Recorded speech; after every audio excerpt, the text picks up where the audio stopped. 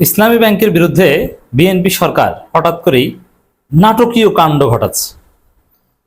দর্শক, ইসলামী ব্যাংককে তছনছ করে দিচ্ছে বিএনপি সরকার, যার ফলে পুরো অর্থনৈতিক ব্যবস্থা, পুরো আর্থিক সেক্টর একদম ধ্বংস হয়ে তছনছ হয়ে যাবে, রেমিটেন্স প্রবাহ বন্ধ হয়ে যাবে, বিএনপি জয় বাংলা হয়ে যাবে।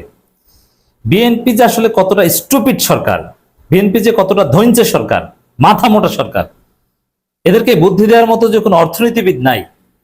এটা দেখবে, কিছুদিন পর দেখবেন যে এরা কি অবস্থা হয়। এরা দেশ চালাতে পারবে না, পারে না, কোনো যোগ্যতা নেই। অনেকে মনে করছেন যে আমরা বাড়িয়ে বলছি না, জাস্ট ওয়েট অ্যান্ড সি এরা কতটা স্টুপিড সরকার। কি করবে বা কি করছে বিএনপি এটা বুঝেই না। অনেক মন্ত্রীকে তো আমরা চিনি, বেশিরভাগই স্রেফ মাথা মোটা। এমনকি যিনি অর্থমন্ত্রী, তিনি অর্থনীতির এবিসিডির জ্ঞানের অভাব আছে। তিনি শেয়ার ব্যবসা বুঝেন, এর বাইরে তেমন কিছু বুঝেন না। কি করলে কি হবে, কিভাবে কি করতে হয়, কিভাবে ব্যাংক দখল করতে হয়, এই জ্ঞানও নাই। ইসলামী ব্যাংক দখল করতে যাচ্ছে। দর্শক, এরা বাংলাদেশটাকে ধ্বংস করবে আগে, তারপরে নিজেরা ধ্বংস হবে। এরা নিজেরা ধ্বংস হলে আমাদের তেমন কোনো আক্ষেপ ছিল না, কিন্তু এরা দেশটাকে ধ্বংস করে ফেলবে।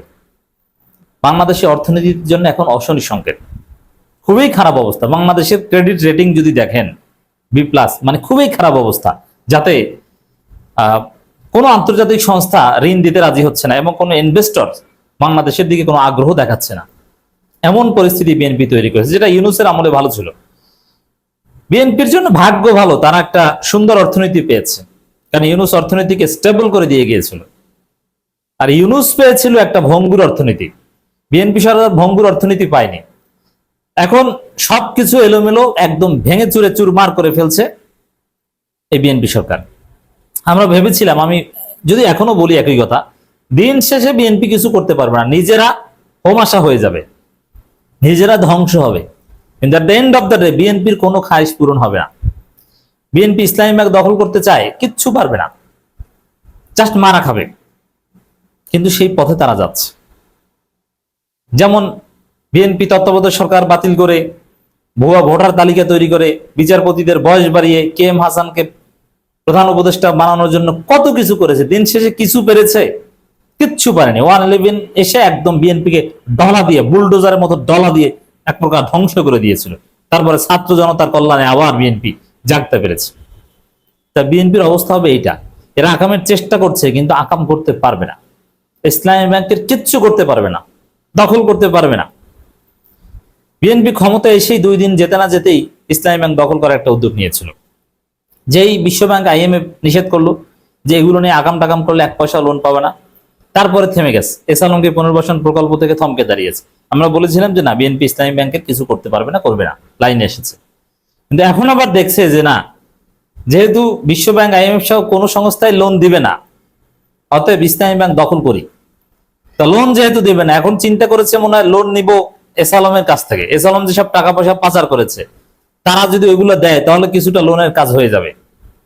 ভারত মনে হয় নতুন কোনো ধান্দা দিছে যে এই করো সেই করো, আমরা কিছু দেই। বিশ্ব ব্যাংক IMF তো কচুও দিবে না। তারপরে আবার ইসলামী ব্যাংক নিয়ে তাল বাহানা শুরু করেছে। দর্শক, খবর, ইসলামী ব্যাংকের MD পদত্যাগ করেছে। কিন্তু হিসাবটা দেখেন, মানে চেয়ারম্যানের চাপে MD পদত্যাগ করেছেন বা বাধ্যতামূলক ছুটিতে, আরো অনেক ঘটনা। তো চেয়ারম্যান যাকে চাপ দিয়ে সরিয়েছেন, এখন সেই চেয়ারম্যানকেই সরে যেতে হচ্ছে। এই যে চেয়ারম্যানকে, ইসলামী ব্যাংকের MD চেয়ারম্যানকে সরিয়ে দেয়া, যদিও এগুলো নিয়ে তুমুল উত্তেজনা, আমি আসছি সেদিকে। এটা ইসলামী ব্যাংক দখলের একটা প্রক্রিয়া। কারণ ইসলামী ব্যাংককে যিনি চেয়ারম্যান, তিনি মোটেও জামাতপন্থী নন, একদম প্রফেশনাল, ইউনূস বসিয়েছে। তাকে সরিয়ে দেওয়া হচ্ছে কেন? এসালমের কথায়। কিন্তু দেখেন, এটা হাসিনার যুগ নয়, এটা 2017 সাল নয়। এখানে DGFI খেলা চলে না, চলবে না। মুহূর্তের মধ্যে বিক্ষোভ ছড়িয়ে পড়েছে, অস্থিরতা ছড়িয়ে পড়েছে, যার ফলে ইসলামী ব্যাংকের বোর্ড মিটিং হওয়ার কথা ছিল, সেটা হয়নি। এখন বোর্ড মিটিং এ এই চেয়ারম্যানের পদত্যাগ বা এগুলো অনুমোদন হতে হয়। চেয়ারম্যান শুধু বাংলাদেশ ব্যাংকের গভর্নর কাছে পদত্যাগ করলেই হয় না, বোর্ড মিটিং এ সিদ্ধান্ত হতে হয়, কিন্তু বোর্ড মিটিং এ হয়নি, হতে পারেনি। তো দিন শেষে এবার যা ঘটবে, ইসলামী ব্যাংক যদি সত্যিকার অর্থে বিএনপি এস আলমের হাতে তুলে দিতে চায়, দখল করতে চায়, জামাত শিবিরের রক্তের উপর দিয়েও তারা দখল করতে পারবে, রক্ত ঝরবে।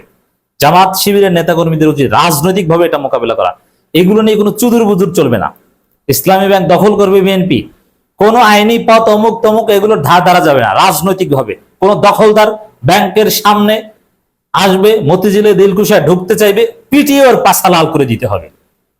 অন্যায়ভাবে বাংলাদেশ ব্যাংক ওর যেই হোক না কেন, কাউকে ঢুকানোর চেষ্টা করবে কোনো দখলদারকে, ওর জামা কাপড় খুলে ওর ল্যাংটা করে ছেড়ে দিতে হবে।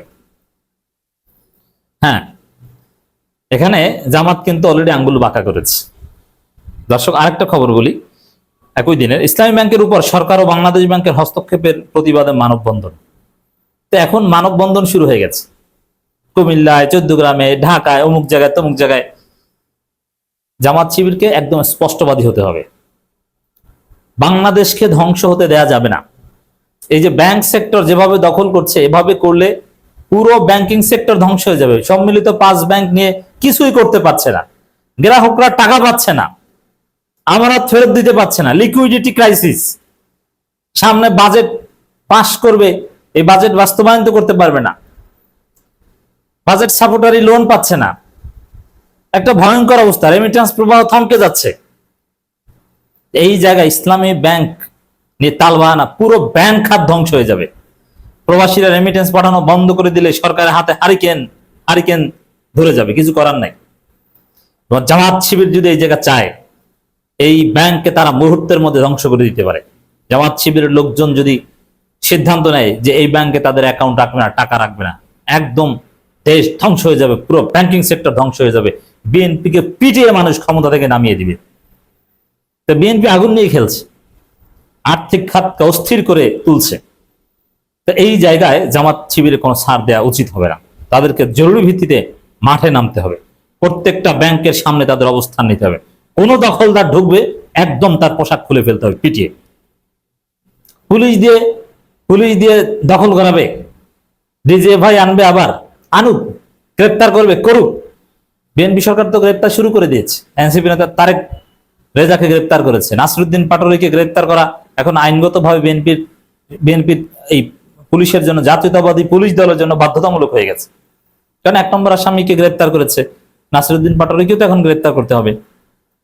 তো দর্শক, এই যে চেয়ারম্যান, এমডির পদত্যাগ, আরো বিভিন্ন ব্যাংক নিয়ে এই কাণ্ডগুলো ঘটাচ্ছে হঠাৎ করে নাটকীয় ভাবে। আমরা ভেবেছিলাম যে না, পরিস্থিতি শান্ত হয়েছে, আবার এটা করছে, কার বুদ্ধিতে করছে? এই বিএনপি আগে দেশকে ধ্বংস করবে, তারপরে নিজেরা ধ্বংস হবে। এরকম করতে থাকলে কিছুতেই বিএনপি মেয়াদ পূর্ণ করতে পারবে না। 1.5 বছরের মধ্যে, 1.5 বছরের মধ্যে বিএনপির পতন ঘন্টা বাজবে।